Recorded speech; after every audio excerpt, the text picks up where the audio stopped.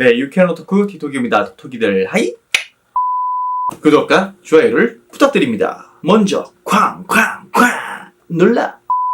네, 어제 약간 감기 기운이 좀 있더라고요. 그래서 이 병원을 바로 즉각 가서 주사도 맞고 약도 먹고 이 밥도 든든하게 먹고 푹 잤습니다. 그러고 나니까 몸이 한결 많이 좋아졌네요. 요즘 아무래도 이 간절기다 보니까 일교차가 너무나 심해서 감기에 자주 걸리시곤 합니다. 진짜 감기 많이 조심하셔야 될 것 같아요. 저도 목이 막 간질간질하고 비염기도 많이 돋는 게 감기가 딱 올 것 같더라고요. 그래서 미리미리 사전에 예방을 했습니다. 그렇기 때문에 우리 톡톡 여러분들도 몸이 좀 안 좋아지실 것 같다 싶으면 이 미련 떨지 말라 그러죠. 가만히 있으면 다 알아서 잘 나을 거야. 이렇게 하다가 괜히 더 아프시지 말고 병원 가시는데 3,000원, 4,000원이면 됩니다. 미리미리 가셔서 안 아프시고 더 건강한 모습으로 하루하루를 더 보내셨으면 좋겠습니다.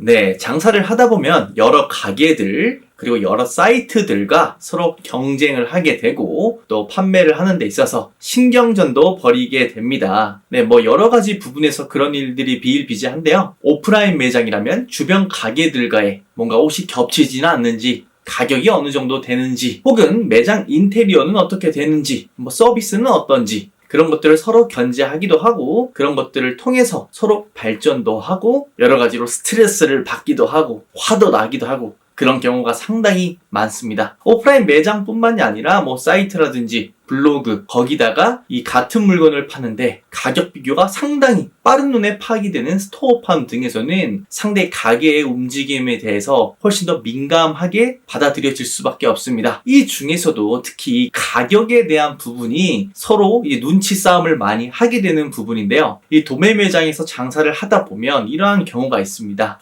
사장님 저희 어딘데요? 혹시 다른 거래처 이런 사이트에서 이 물건 같이 팔고 있나요? 사장님 왜 그러세요? 아니 이 집 때문에 도대체 장사를 못 하겠어요. 아니 무슨 이 마진을 코딱지만큼 보냐고. 3,000원 뛰기 4,000원 뛰기로 그렇게 팔아버리면 이 물건 다른 집에서는 아무도 못 판다고. 사장님 이것 좀 뭐라고 말 좀 해주셔야 되는 거 아니에요? 이런 식으로 항의 전화가 많이 들어옵니다. 생각보다. 자 이러면 도매처에서도 상당히 좀 곤란하긴 합니다.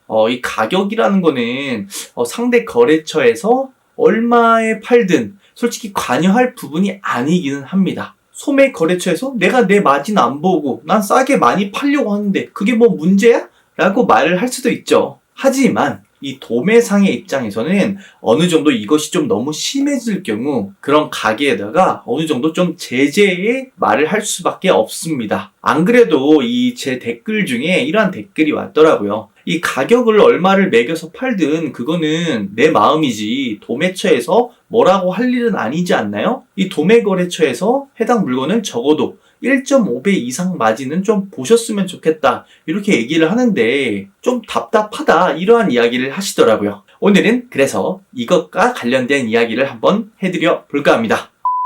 네, 아무래도 이러한 것에 제일 민감하신 분들이 아까 말씀드렸던 이 스토어팜을 하시는 분들이 아닐까 싶어요. 이 똑같은 물건인데 이 집에서는 얼마에 팔고가 확실히 한눈에 구분이 되기 때문에 이거 같은 물건 파는 사람 입장에서는 딴 집에서 너무 싸게 팔아버리면 정말 환장할 노릇입니다. 더군다나 이렇게 가격으로 전화를 많이 주시는 분들의 특징이 이 도매처에서 제공하는 사진을 가지고 장사를 하시는 분들이 더욱 많이 그렇습니다. 어찌 보면 도매 거래처에서도 이 본인이 사진을 다 입고 촬영을 하고 뭐 코디도 또 나름 열심히 해서 하고 그랬는데도 불구하고 마진을 좀 적게 때린다면 그걸로 더군다나 더 말할 건 좀 없어요. 왜냐하면 그 사람도 그 사람 나름의 수고를 했는데 나름의 이제 뭐 가격 경쟁력까지 더한다가 그러면 그렇게 제재할 구실도 없고 또 사진상만으로는 이게 다른 집과 똑같은 옷인지 아닌지 100% 확신을 손님들이 할 수가 없기 때문에 그런 것들에 대해서도 좀 제재하기가 좀 힘이 들기도 합니다. 하지만 제일 문제가 되는 게 이제 같은 사진으로 물건을 팔 경우가 되겠죠. 안 그래도 요즘 이 물건을 사서 코디를 하고 또 사진 촬영까지 하고 그걸 업로드하는 것이 너무 힘들기 때문에 도매처에서 제공을 해주는 사진을 가지고 이 장사를 하시는 분들이 상당히 많습니다. 이 분들은 이제 스토어팜에서 어떤 물건을 검색을 하면 똑같은 사진으로 가격의 물건들이 따라락 나오게 되는 거죠. 사진도 똑같은데 옷도 똑같은 것 같은데 그럼 당연히 손님 입장에서는 저렴한 걸 사겠죠. 네, 이런 경우 이제 한 집이 너무 싸게 팔아버리면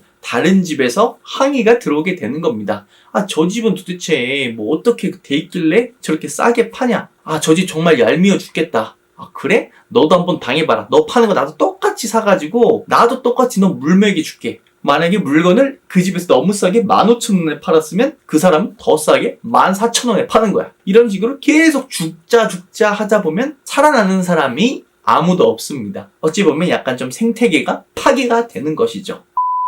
도매처의 입장에서 한번 이해를 해보도록 하겠습니다. 예를 한번 들어볼게요.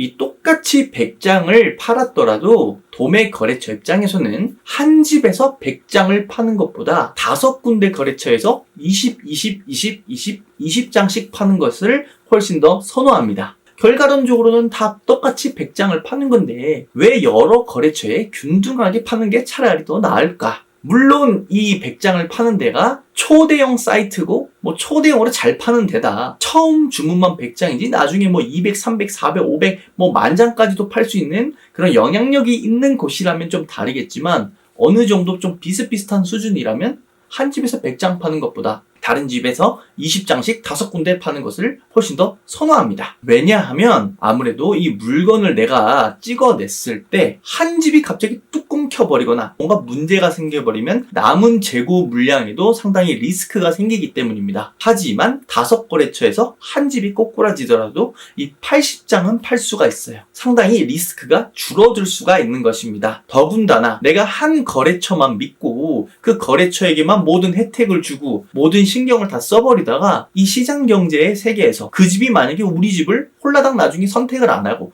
다른 집 물건만 초이스를 하게 될 경우 남은 거래처가 상당히 없어지게 되겠죠. 뭐 여러 가지 변수들과 리스크가 있기 때문에 차라리 여러 군데 거래처에서 두루두루 파는 것이 훨씬 더 이득인 셈입니다. 더군다나 그 20씩 팔다 보면 그 거래처들도 점점점 성장을 하게 되는 거고 20장씩 팔던 데가 점점 뭐 30장, 40장, 50장, 100장씩 더 넘게 팔 수 있게끔 그렇게 같이 성장해가는 것도 상당히 중요하기 때문에 한 집에서 100장 파는 것보다 많은 집에서 동일한 수량을 파는 게 훨씬 낫게 되는 거죠. 간혹 이 블로그라던가 아니면 사이트 혹은 이 스타일 윈도우 등에서 어느 정도 좀 영향력이 있고 구매층이 상당히 많으신 분들이 있어요. 이 등급이 상당히 높으신 분들이죠. 그런 분들이 간혹 연락이 옵니다. 저 사장님, 저 어딘데요? 이 물건 저희 집만 팔게 해주시면 안 되나요? 단독 진행하고 싶은데 저희가 이만큼 팔아 드릴 테니까 다른 집에선 못 팔게 해주세요. 이런 연락이 올 때가 있습니다. 물론 이 선택은 그 거래처가 어떤 데냐에 따라서 조금 달라지긴 하겠지만 대부분의 도매처 사장님들은 정말 SS급이 아닌 이상은 오히려 단독 진행을 하는 것을 좀 기피하는 편입니다. 제가 예전에 뭐 여러 집을 있어 봤지만 대부분의 사장님이 정말 큰 집이 아니고서는 조금 단독 진행에 대한 기피가 있어요. 뭐 끝난 물건을 다시 만들어 주거나 해서 뭐 단독 진행을 하는 거는 상관이 없겠지만 이미 신상으로 만들어버린 물건을 단독 진행한다는 거는 조금 어렵죠. 그만큼 도매처에서는 여러 집 거래처와 거래를 꾸준하게 이어가는 게 상당히 중요하다는 소리입니다. 자, 그리고 그렇게 가격을 너무 저렴하게 완전 싼 저마진으로 파시는 분들도 언제까지 그런 장사만을 고수하실 수는 없습니다. 왜냐하면 이 간이가세자로 시작을 해서 그렇게 저렴하게 파셨다가 나중에 이 매상이 점점 오르게 되고 매출이 올라가서 일반 가세자로 이제 전환이 되었을 경우 당장 눈앞에 있는 2,000원, 3,000원이 내 돈이 아닙니다. 그런 분들의 대부분 특징을 보면 이 일반 가세자 때의 세금이 얼마나 센지를 잘 모르세요. 그리고 규모가 커지면 커질수록 내가 인건비도 더 들 것이고 여러 가지 돈이 들어갈 거는 많은데 그 저마진으로 모든 것을 다 감당할 수가 없습니다. 그런 경우에도 잘 된다면 대부분 탈세겠죠. 탈세. 내가 뭐 2,000원, 3,000원씩만 남겼는데도 거대하게 이게 방대하게 유지를 하고 있다. 결국 탈세일 수밖에 없습니다. 왜냐하면 그 가운데 이 구조상 마진을 사람들이 보통 1.67 이 정도 잡는 것은 어쩔 수 없이 그 안에 드는 경비가 최소한 그 정도는 들기 때문입니다. 아마도 아직 눈앞에 보이는 세금을 잘 인지 못하시는 분들이 많으실 수 있습니다. 이 세금 폭탄 정말 잘 나가는 사이트들도 한 방에 휘청거립니다. 그리고 불법적인 부분 절대 하셔서는 안 되겠죠. 일반 가세자가 전환이 되었을 때 내가 이때 돼서 좀 가격을 올리면 되겠지라고 생각하실지 모르겠지만 그때 돼서 뭐 가격을 좀 올려봤자 기존 구매층들은 나는 이 집 싸서 구매를 한 건데 왜 이렇게 가격이 올랐어? 똑같이 가격 비교가 되기 시작할 거예요. 이 집 왜 이렇게 비싸? 결국에는 무너지게 돼 있습니다. 우리가 흔히 무언가를 판매를 할 때 가장 쉽게 눈앞에 들어오는 것이 이 가격 경쟁력을 좋게 하면 되지 않을까? 난 많은 수를 팔고 싸게 이윤만 먹어서 박리담회로 그렇게 다 하면 돼 라고 생각하시는 분들이 상당히 많습니다. 하지만 이 가격은요, 여러분들이 제일 건드리지 말아야 할 부분입니다. 결코 이 가격을 싸게 하는 집은 나중에 오래 살아남을 수가 없습니다. 좋습니다. 이러한 것들을 다 해결을 하고 내가 혁신적인 그런 구조를 통해서 아주 가격을 저렴하게 팔 수 있어요. 몇천 원씩만 남겨도 이 유지를 할 수 있는 시스템을 만들었다고 합시다. 하지만 결국 도매처에서도 본인들의 생존을 위한 방법을 선택을 할 수밖에 없습니다. 어찌 보면 내 물건을 떼다가 그 사람이 얼마의 마진을 남기든 말든 솔직히 관여할 바가 아닐 수는 있겠지만 자신들의 다른 거래처를 어느 정도 좀 보호하고 그 거래처가 보호되어야 자신들도 생계 유지가 가능하다면 결국 그 너무 싸게 파는 매장에게는 물건을 제공해주지 않을지도 모릅니다. 이 장사를 하는데도 결국은 다른 집들의 눈치를 어느 정도씩은 좀 볼 수밖에 없는 것이 사실상 좀 현실이라고 볼 수가 있겠습니다. 내가 얼마에 팔든 무슨 상관이야 라고 좀 얘기를 하게 되신다면 도매처에서도 내가 누구한테 물건을 팔든 안 팔든 그게 너가 무슨 관여할 일이야? 라고 할지도 모르죠. 결국 너무 무모한 가격 후려치기는 구매자들에게는 환영받을지는 모르겠지만 장기적으로는 본인 가게에 대한 마이너스 요소도 함께 기르는 것이라고 보실 수 있겠습니다. 그렇기 때문에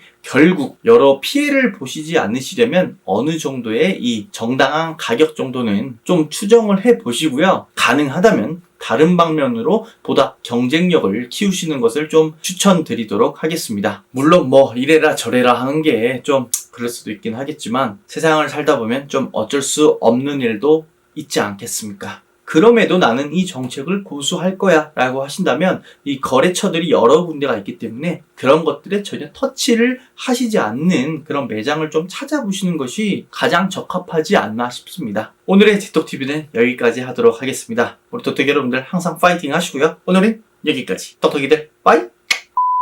구독과 좋아요를 부탁드립니다.